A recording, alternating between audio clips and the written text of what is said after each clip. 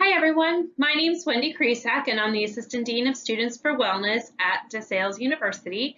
That means that I oversee the health and the counseling centers, and I also do individual counseling with our students. I want to welcome you to this presentation coming live from my kitchen. Many of us had to create a new office for ourselves while we're working from home, and my kitchen is my new office, so welcome. I wanted to put this together for you as parents. We've put a lot of different resources and different videos and things together for the students, and I thought, we need to also reach out to you as parents and really recognize and validate that this is not easy for you either. And so how can we best navigate all of this together? How can we navigate now our students being home with us when we weren't expecting it, and at the same time us being home, possibly working from home?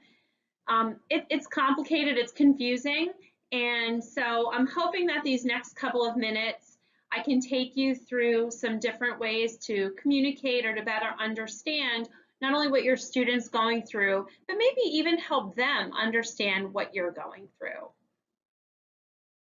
So is this a new normal? In some ways it is. In some ways we're learning how to do things in a different way that we never had to before. This is different not only for our students, but for parents and really everyone, including our faculty and staff. So let's go through a couple of questions here. First of all, parents might be wondering, okay, my student's home, shouldn't they be helping out around the house more? Well, yes and no. Your student is not home for a break, and they're not treating it as such. So they're still, while they're home, it's not like summer break where they don't have things going on. They're still carrying a full course load and a full class schedule. They may have a class scheduled during your normal family dinner time. They might not be able to supervise their younger siblings during the day because they're in an online class. They might not be able to drop off groceries for grandma because they have a study group or they have a tutoring session. So can they be doing more things around the house? Well, in some ways, yes. Can they empty the dishwasher? Yep. Should they be doing some yard work on weekends? Yeah, they can certainly do those things. My suggestion in this would be sit down with your student and say, okay, let's have a conversation about our expectations. This is what I expect from you. What do you expect from me as a parent? And let's listen to what those expectations are. Let's have a conversation. Let's go back and forth a little bit and figure out really what our new normal is going to look like as a family. And then we think, okay, well, they seem really stressed. Why are they stressed? They're home. This is a safe place for them. Well, the students are under a lot of stress. We have to understand, number one, we're entering the most stressful time of the semester. We have final projects, we have papers, there's course material that is really finding its peak difficulty at this time. And on top of that, we're asking them to now navigate this new online system that they may never have used before. And by the way, the faculty are also utilizing a new system that they may not have before. So there's going to be miscommunications. There's going to be things that the students and the faculty aren't connecting on right away, and that can cause a lot of stress for them. And even one more layer on top of that, they've been displaced from their normal routine at school. Their social interactions are different. They don't have access to the same campus resources in the same way. We do have access to campus resources, it's just different, and it might be a little trickier for them to get now. And really, some of them are grieving, truly grieving the loss of anticipated things in the spring, like performances for theater, dance, TV, film students, sporting events for our athletes, different campus activities that are kind of a rite of passage, formals and graduations and just things that they've been working for, not only just for now, but really through their 4 years if they're seniors. And a lot of them have not had the opportunity to have a really good goodbye to their senior friends. So this is a really stressful time for them, and I want to make sure to validate that, and also to validate that you're stressed too, that this is seeing them in this light might be painful for you, it might be hurtful, And how do we navigate that now that we can sort of understand that in each other? And then the question of their home, shouldn't they be able to do their work from anywhere? Well, yes, can they do their work from anywhere? I guess in some ways, but we have to remember that they have to have all the resources available to them in that location in order to be successful. So do they have a place to work where the rest of the family knows to leave them alone, for instance, when they're in an online class? Do they have the computer internet capability that they need to do their work in that location? Have they retrieved the necessary textbooks that they need to be able to do their work? And so again, this is where faculty can help out a little bit of providing them the materials they need, but what location are they doing it in? You know, my kitchen works for me. It's quiet during the day. I'm the only one here, so that's a good thing.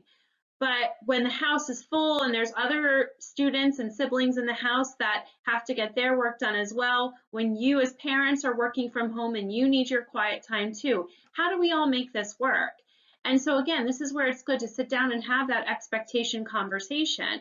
You know, maybe they say, listen, I'm going to work at the desk in my bedroom. When my door's closed, I'll put a sign on it that says, in a Zoom class, please do not disturb.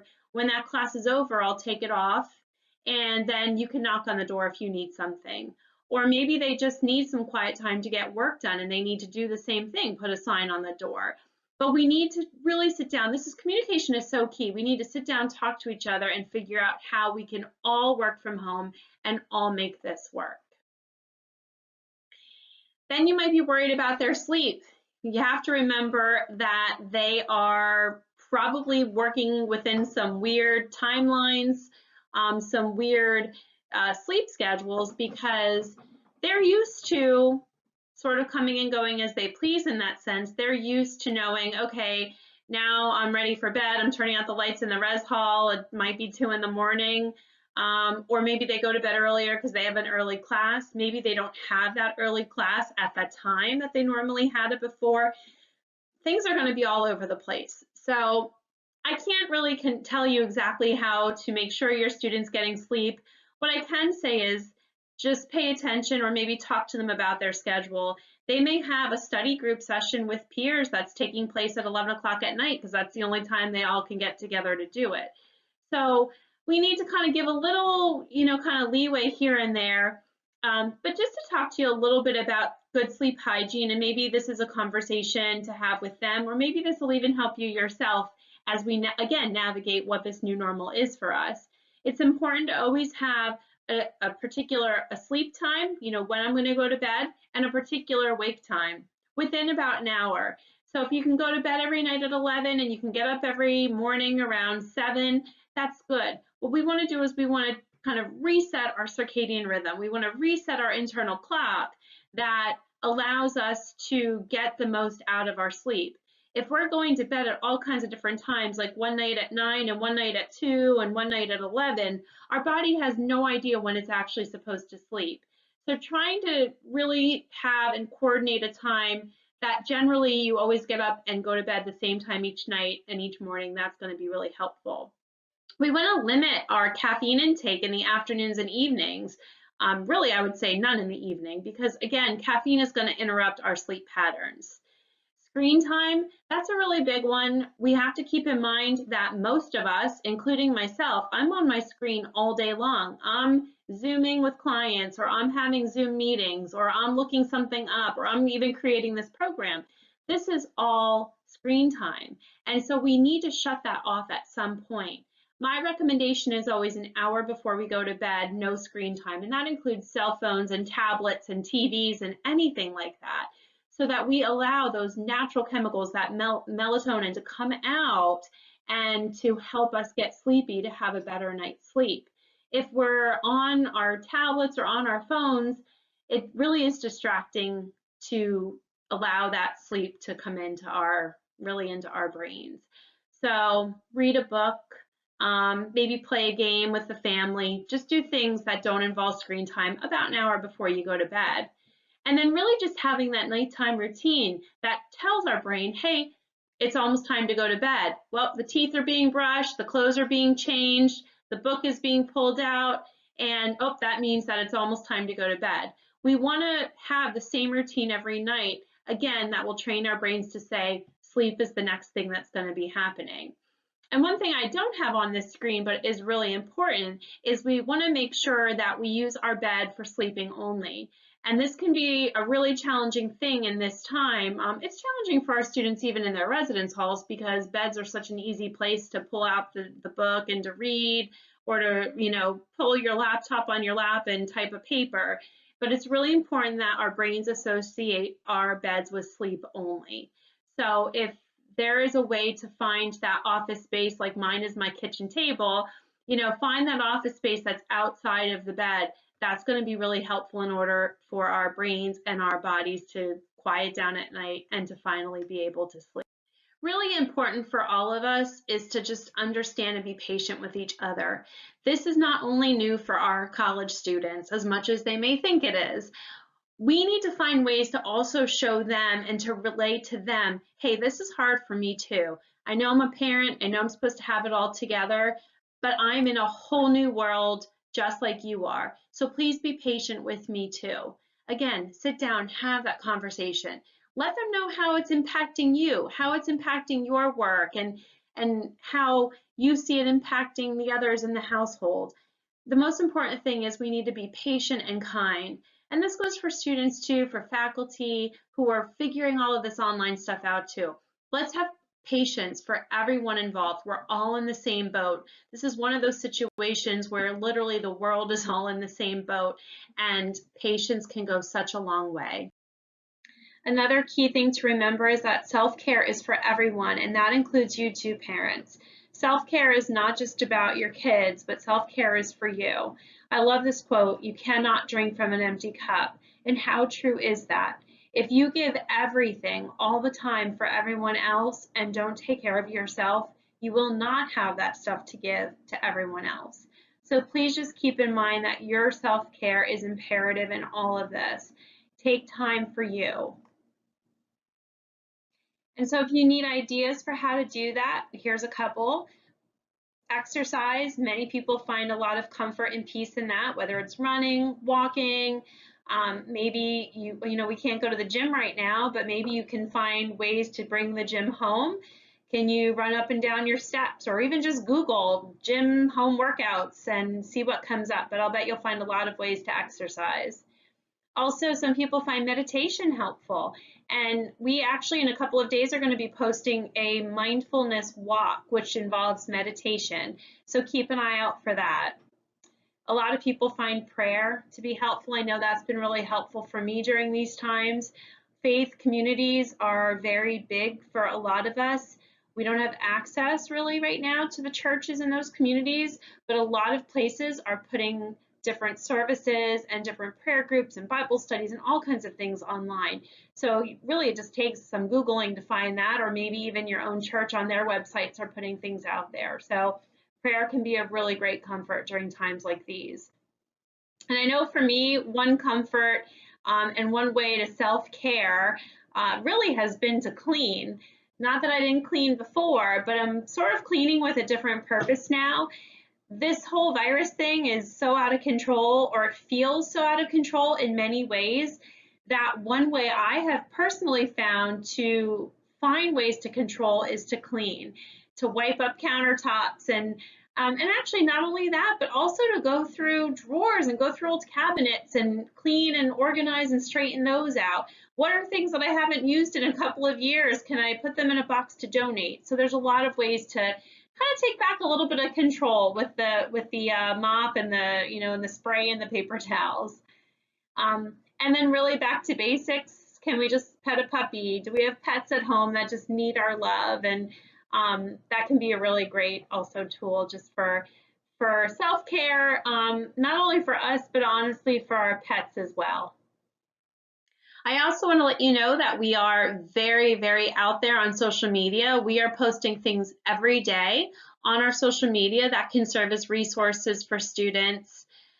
You can do a one-stop shop and check out our Insta Bio. Insta Bio has all of the social media sites that we use and a lot of YouTube clips that we've been making, including this one, which will be on as soon as I finish it. But you can visit our counselor Kelly, who did a really great, fun, deep breathing exercise using hot chocolate. So that was a pretty cool one. You can find Noah, who is one of our interns, that did a video for students on what I wish someone told me before taking online classes. So he gives some really good tips for how we can navigate this new online world. And then Ashley, one of our interns who did Creating a Meaningful Day, she shows you how to make the most out of the day, not only academic wise, but just personally also among this crisis that we're in. We also have a lot of resources located right on the DeSales University website under the Get the Latest COVID-19 Update. If you go to the Student Life FAQ, you will find under Will I Have Access to the Wellness Center guidelines not only from our health center nurses, but also guidelines from the counselors. And there is a button on that page which is set up a remote consultation.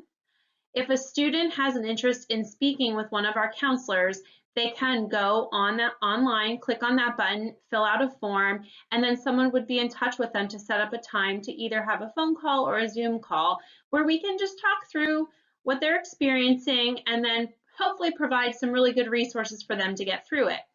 Also, on the same page, you'll see tools and support during the COVID-19 crisis.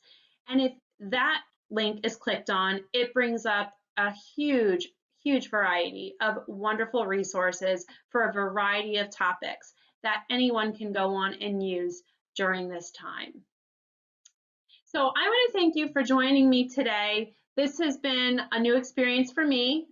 Again, working from home in my kitchen, doing a PowerPoint with a video, never had to do this before. So we're all learning, we're all changing the way we do things. I think we're going to be changed for the better. I really do, once this is all done. But I just wanted to make sure that you know that we are here for our entire DeSales University community. And please know that we are all keeping you in our thoughts and prayers. And if there is anything that we can do to better help your students, point them to the direction of that website so that they can set up a time to talk. I hope that you are healthy, that you stay healthy. And again, thank you so much for joining me, and we'll be back in touch soon with more videos.